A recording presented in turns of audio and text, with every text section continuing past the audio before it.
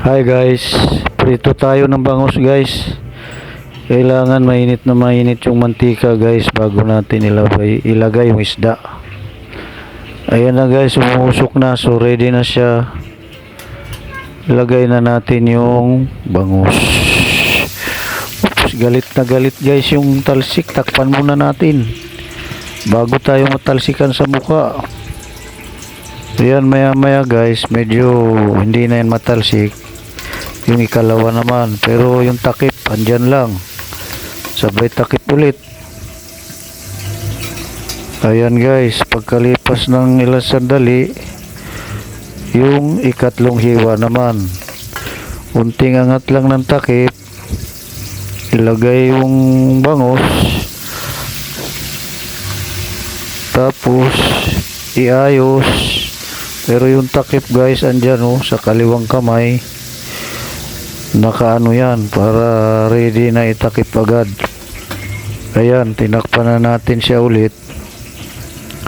Ayan guys, ang takip niyan double purpose yan guys. Unang una sa lahat, sa safety natin, para hindi tayo matalsikan sa mukha o sa braso, para hindi tayo mapaso. Yan guys ang unang purpose ng takip. Ang ikalawa naman guys, yung hindi nagkakalat yung mantika. Kasi habang piniprito natin guys yung isda, tumatalsik yan. Ngayon pag walang takip, ang talsik niyan mapupunta sa kalan, dyan sa tiles ng kitchen natin. So alam nyo naman guys, ang mantika malagkit yan. Pag yan naipon sa kalan at dyan sa tiles, magdudugyot yung natin, kitchen.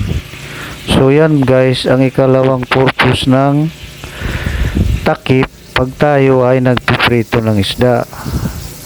Ayan, medyo sinilip natin kung pwede na siyang baliktarin. Yung takip andyan lagi sa kaliwang kamay, so hindi pa siya ready. Ayan, makalipas ang ilang minuto, medyo ready na siya for baliktad. Medyo naninilaw na siya guys, so babaliktarin na natin. Inangat ko muna yung kalan sa apoy para hindi masyadong matalsik. Sa bagay guys, hindi na siya masyadong matalsik dahil medyo luto na nga yung kabilang side ng hiniwang isda.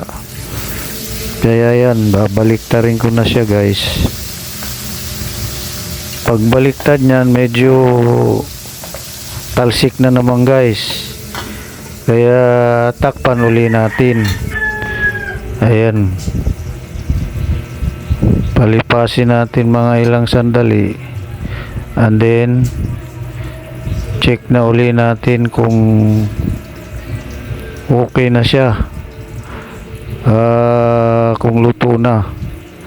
Maya maya palipasin muna natin ilang sandali, tingnan natin kung maluluto na siya. Ayan, habang may takip, talagang walang tatalsik na mantika sa paligid guys, di ba?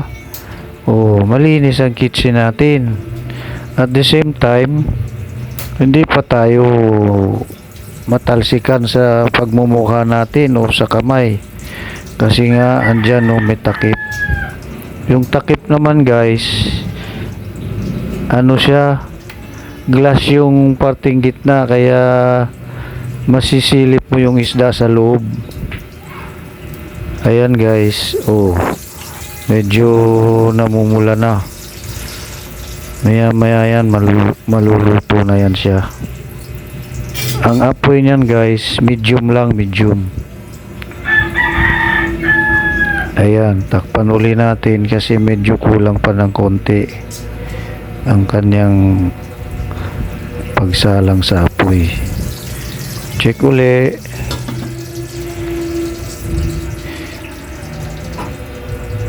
Takip uli.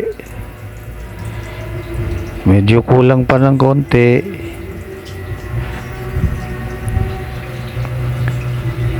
Lagi siyang may takip, guys. Habang may apoy, may takip. Kasi tumatalsik ang oil niyan. Kaya safety tayo at saka hindi magkakalat sa paligid yung talsik ng mantika. Di ba guys?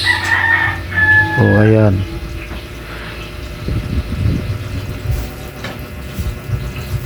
Check uli natin.